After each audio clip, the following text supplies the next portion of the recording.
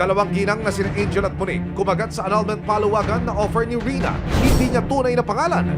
Nakipa-verify sa korte kung legit ang annulment papers na nilakad daw ni Rina. Kumpirmado ang mga papeles na ibinigay sa kanila ni Emeline.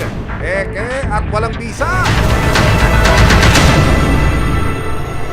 Nung time na na-scam kami, parang na-disappoint ako kasi syempre, malaking pera yun eh. Saka yung, alam mo yung length ng hinintay namin, nakala namin anal na.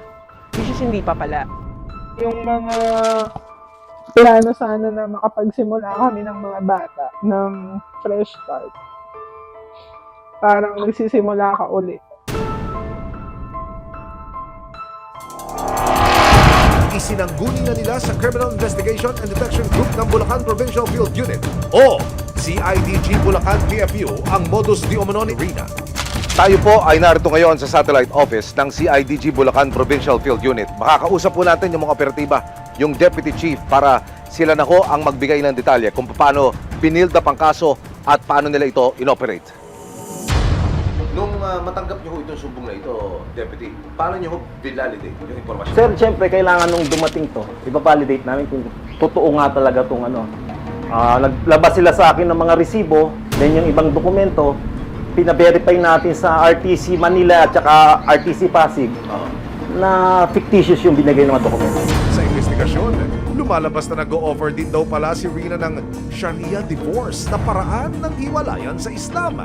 Ang catch, kailangan daw munang mag-convert ang client sa reliyong Islam para ma-avail ito.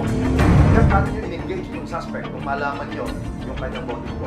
Through text messages ng mga complainant, nandito rin kami na laruin lang nila kasi nung una, umayaw eh. Nung nasabing ibabayad yung buo, nag-goal. Nang magkasundo na sa oras at lugar kasama ang resibo, isinagawa ng CIDG Bulacan ang entrapment operation para madakip ang suspect.